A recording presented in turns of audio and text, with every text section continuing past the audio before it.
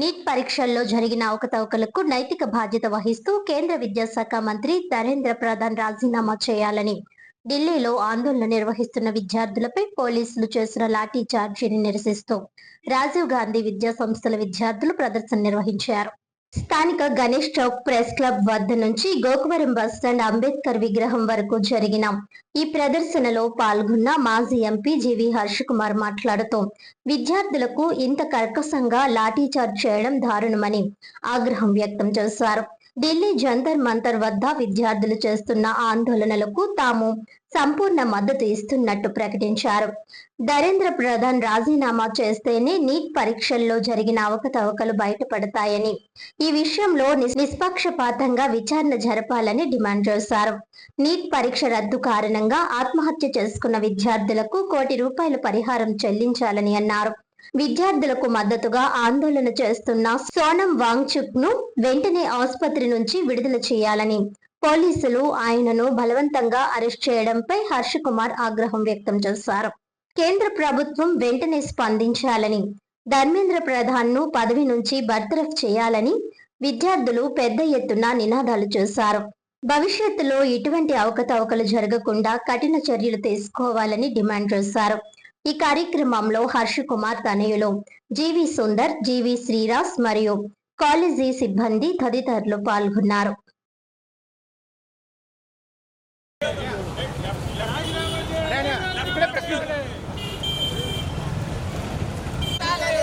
ఢిల్లీలో విద్యార్థులపై lathi charge down down BJP, down down down down BJP, down down BJP.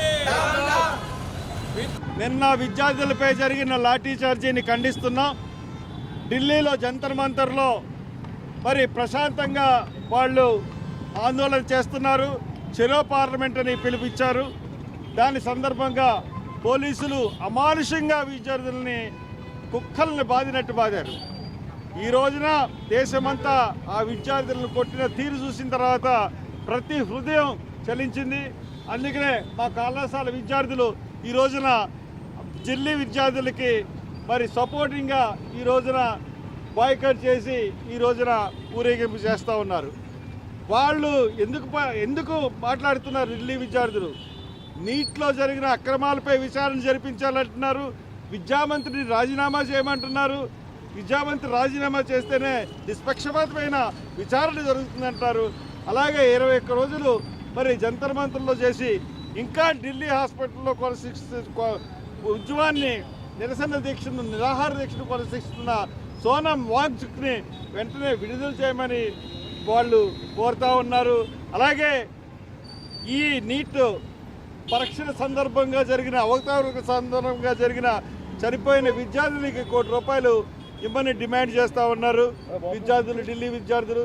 అలాగే ఆంధ్రప్రదేశ్లోని అన్ని విశ్వవిద్యాలయ విద్యార్థులు కూడా ఈ యొక్క ఢిల్లీ విద్యార్థులకు సంఘీభావంగా మరి ఖచ్చితంగా మనం సపోర్ట్ చేయాలి.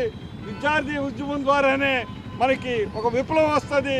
విద్యార్థి విప్లవం ద్వారానే ప్రజల్లో మార్పు వస్తుంది, ప్రభుత్వాల్లో మార్పు వస్తాయి. ఈ రోజున యూనివర్సిటీలు నిస్తేజంగా తయారైనవి. ఎన్నింటినీ మరి మార్చాలంటే విద్యార్థులు గళం విప్పి కదలాలని కోరుతూ మరి సెలవు తీసుకుంటున్నాను.